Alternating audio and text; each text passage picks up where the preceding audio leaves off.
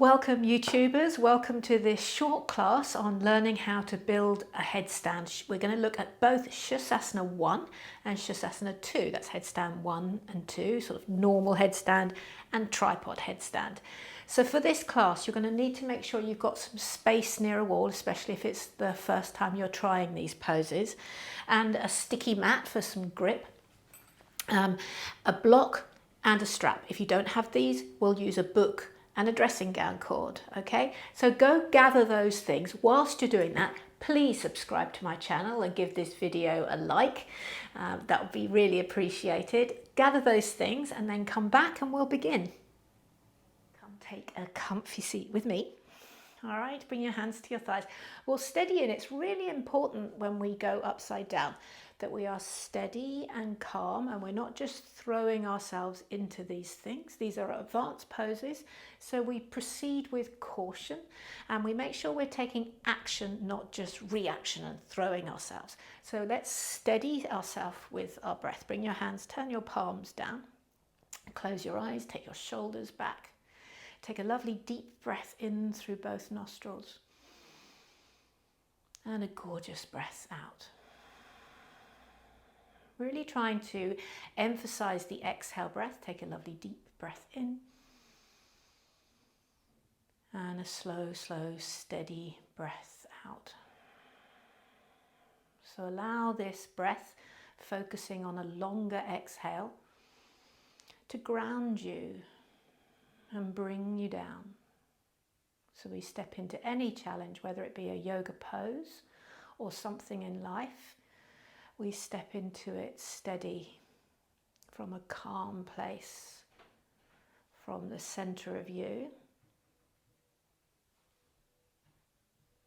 Take another couple of rounds of breath like that.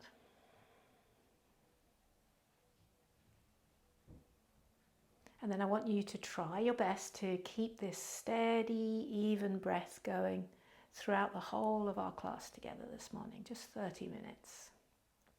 Okay, bring your hands to your heart center and we'll seal into getting upside down with one arm. Take a deep breath in. Om.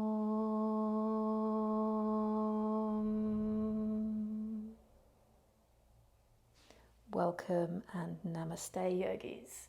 Okay, so the first thing we're going to do is take your block.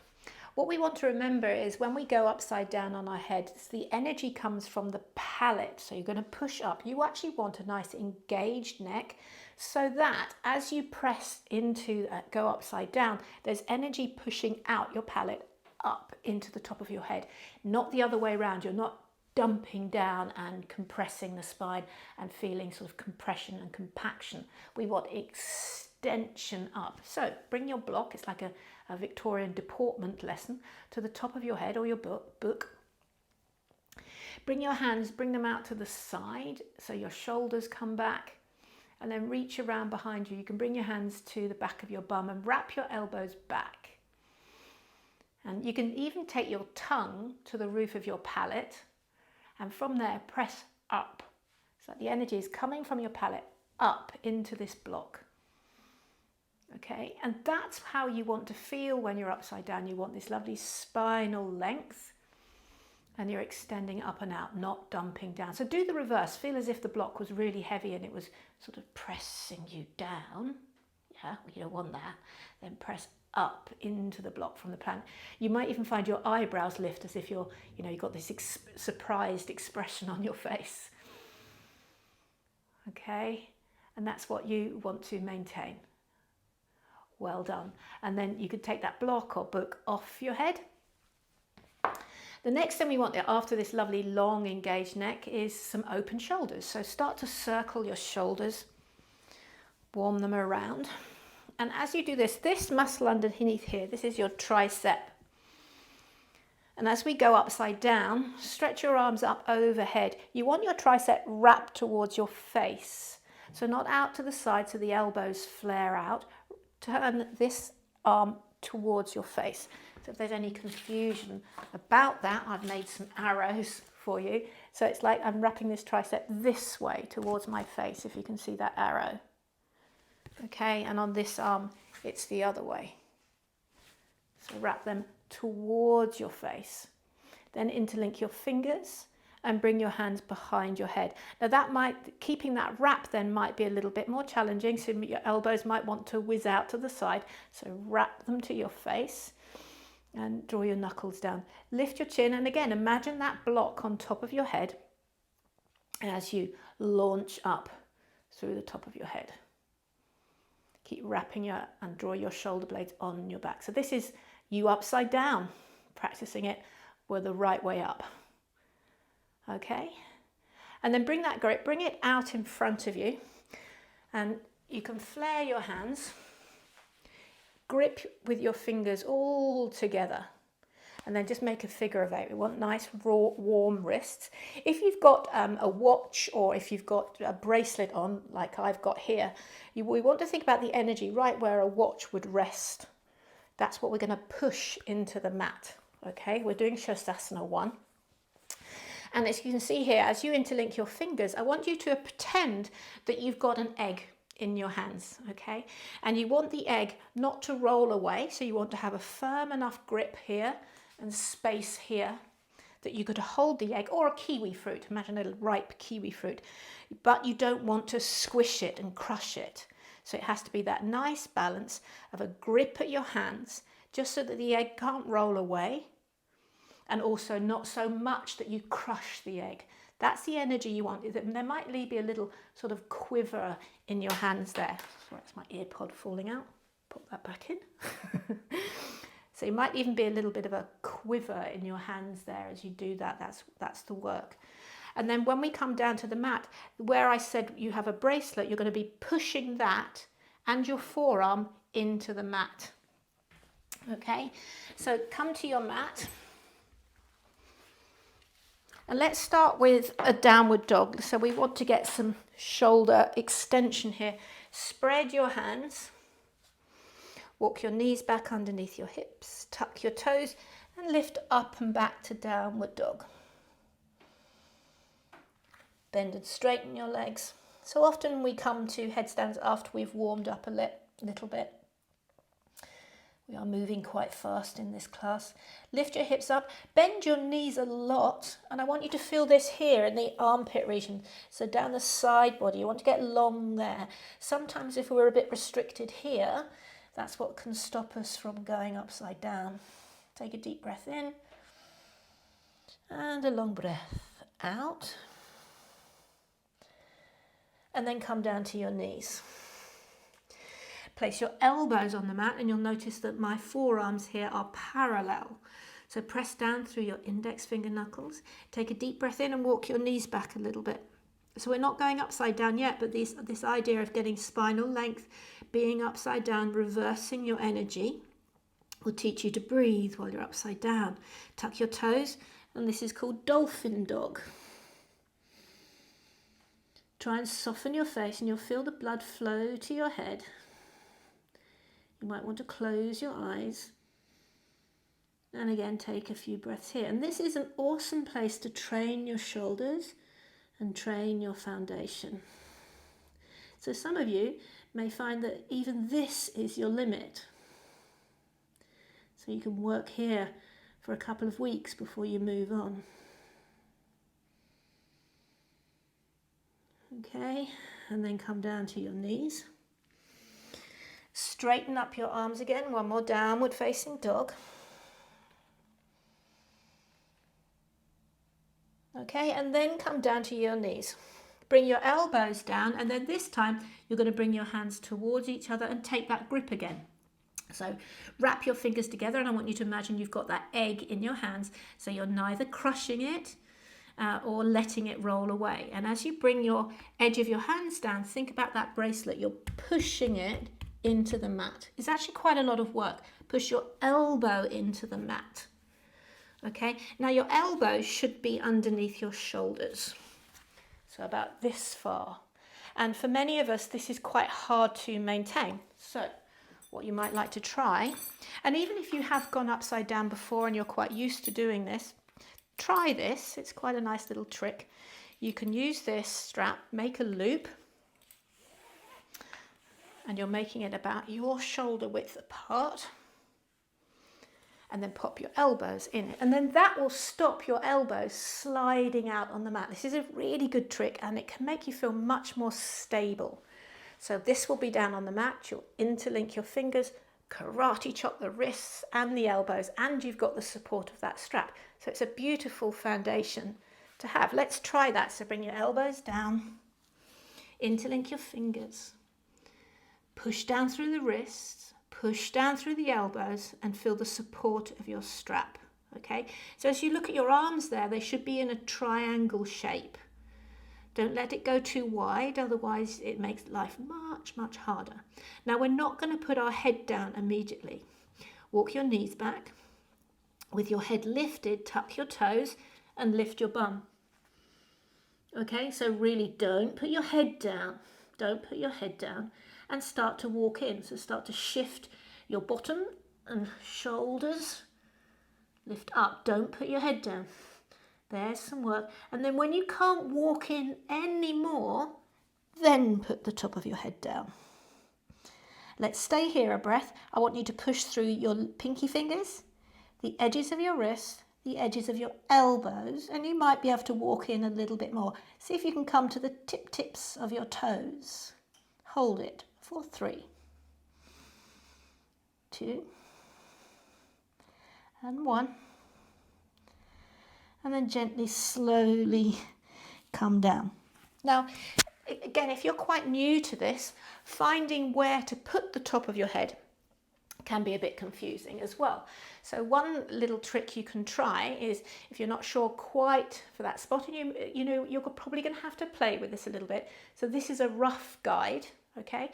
If you take your hands and tuck away the thumbs, at your third eye there, put your one little finger and then the other mitten stacks on top. And then roughly here, at the top of that index finger, that's roughly where you want to be. Okay? And for each of us, we'll have to play with that little bit. It takes time, but that's roughly. So don't be too far near your forehead and not too way back here. So right on that top, it's the fontanelle where a baby, when a baby is born there. Okay? So now what we're going to do, we're going to set up exactly the same way, and then if you'd like to, you could start trying to lift one leg and then bring the leg down. So again, we lift one and then the other. There's no big rush, and please do not jump, okay? It's really important you don't kick because you're on your cervical spine, and if you kick up, you could put sort of a nasty jarring motion on C1, C2. We don't want to do that. Our necks are very precious, okay? So make sure you're near a wall if this scares you, and if it's the first time you've done it, be near a wall. And if in doubt, be near a wall, okay?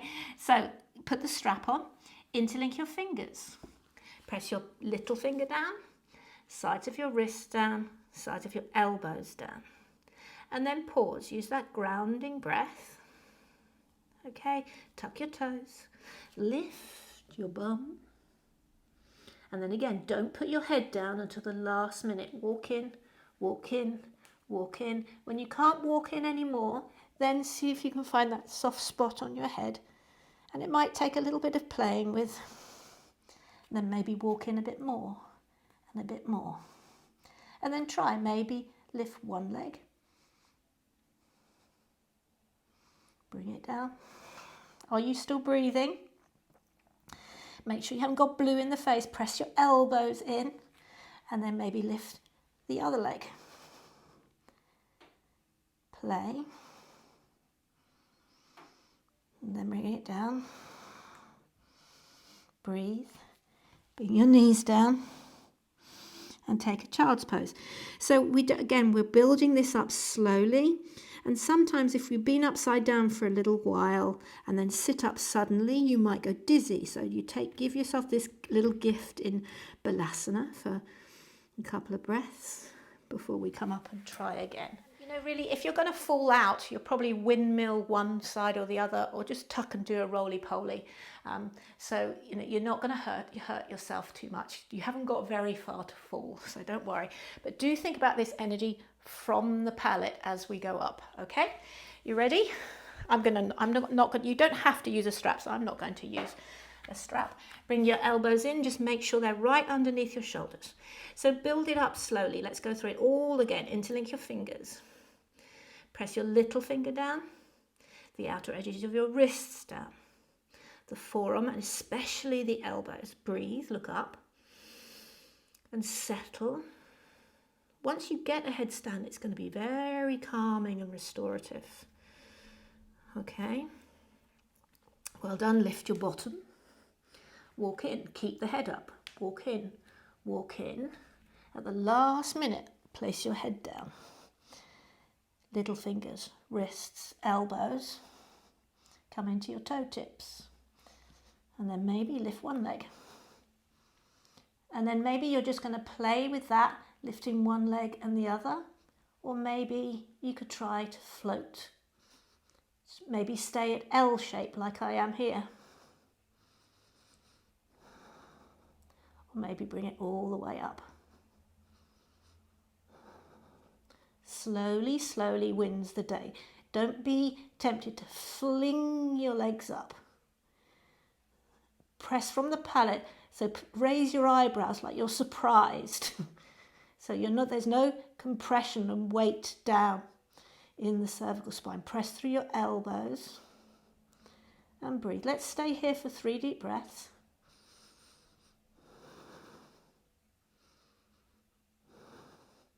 And then slowly coming down, don't fling down, lower down, nice and slowly. Oops, probably slower than I just did. And then come down to your knees, take your knees wide. And soften into child's pose. And you might notice here, actually I was holding my breath. So as your breath comes back, you may realise, yes, I was holding my breath. And then come on up. Pause. I feel, going upside down is completely awesome. It really shifts your energy.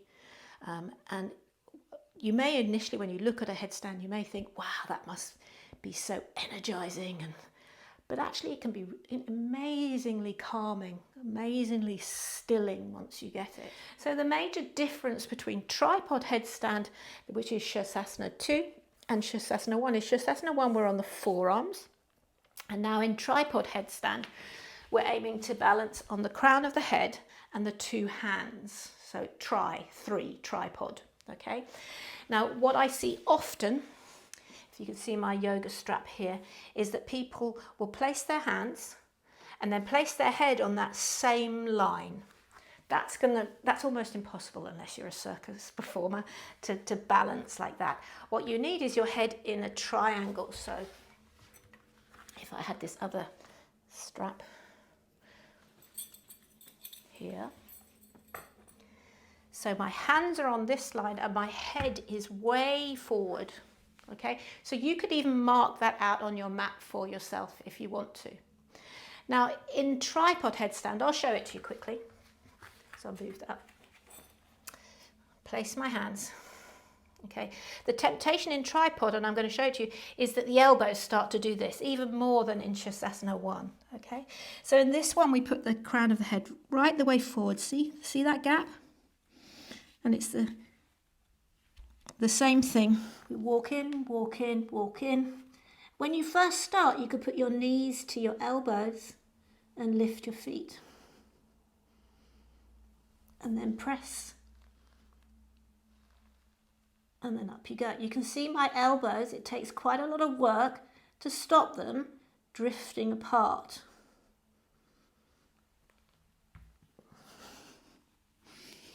I pause. Now I want you to try, and if you get to this stage and you can feel your elbows go, what you can do again is take that loop, just like we did in Sirsasana I. And this can be really stabilizing. Loop it, it's about as wide as your shoulders, narrower than you probably think, and then pop that on your elbows. And that is awesome. It really, really, really helps. Okay, so let's try. Pop that on your elbows. Okay, place the hands, remembering your forehead, and if you need to mark that out on your mat, please do. And what we'll do is we'll try to bring our knees to our triceps. I'm going to assume that most of you haven't done this before. Okay, so claw the mat. Take a breath in. So unlike Sirsasana Sirsasana I, we are going to put the head down first. So place the head carefully in that tripod. Tuck your toes. Lift your bottom. So make sure the top of your head feels comfortable. As you walk in, it will shift slightly. And then bend your knees. See if you can bring your knees to the back of your triceps. Squeeze your feet together and lift your heels towards your bum. So this is a fantastic place to train. Train your tripod. The next best place to train is to lift your knees just an inch and hold it here. This takes more effort, more work. Press through your palate, hold it here. And then come down. Pause. Then sit up. All right. So holding it there, holding with your knees just lifted off your tricep, that's really going to train your core. You might find as you get into these poses that your legs kind of disappear from you. They kind of whiz up and whiz away from you. So you want to maintain that core control as you come up.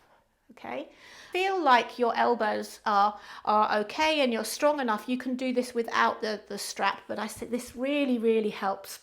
You don't want to be dependent on props and stuff forever, but they really do help to feel where you're at. And I'm going to encourage you to stay with your knees just lifted until that one day becomes really comfy. Then you slowly lift the legs. You can probably type into the chat if you're noticing that your legs kind of want to just pling up.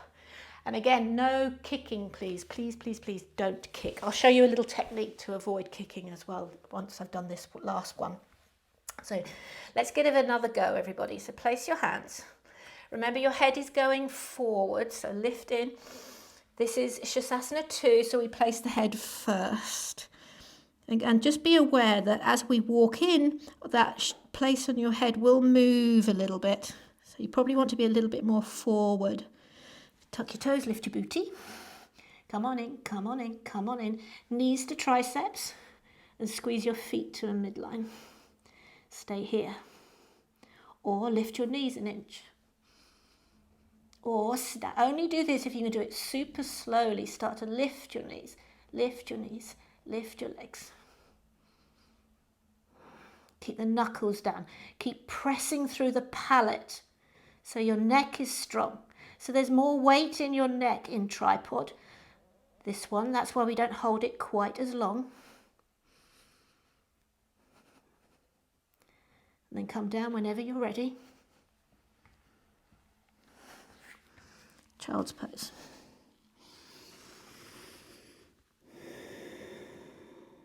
Breathe deep. And then come on up. Okay, so you probably notice the difference between the two. There's a lot more weight in your head and your cervical spine in tripod. So when you see people challenging themselves to stay in headstand for 5 minutes, 10 minutes, they will probably be in Sirsasana I, because that's less weight on the cervical spine. So don't try and spend hours in tripod headstand, okay? So a little tip for those of you, and I've seen this lots in classes, that haven't got that range of motion to kick or to lift up slowly. What you could do is elevate your feet. So you could put a chair here, or I've got a bolster. So you see, I'll do Sirsasana I again. If I'm finding it hard to pop up, what I can do is put my feet, and so this could be 2 bolsters or the edge of a chair. If you've got an Iyengar chair, or any chair will do.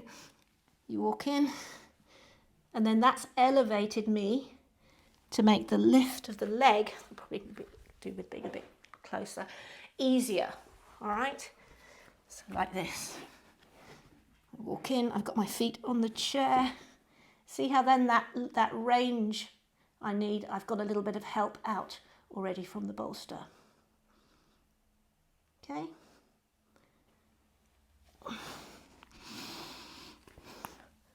Well done. So if you're near a wall and you're finding that you're touching the wall, that's fine until you feel that center of gravity.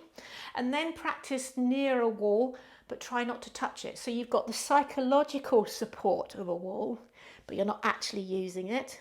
And then just slowly over time, bring yourself further and further away. And you know, these really, really used to scare me. And now I love them. Okay, you will grow to love them, but they take time, they take patience. Take a breath in.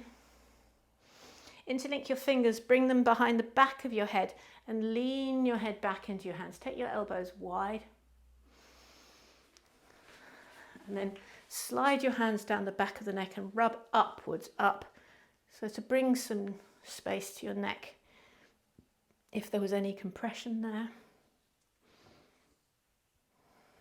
Okay. And then bring your hands back to your thighs. Take a deep breath in. A long breath out. Bring your hands to your heart. Exhale in. Take a deep breath in.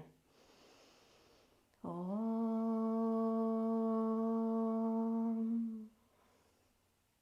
So turning your life upside down.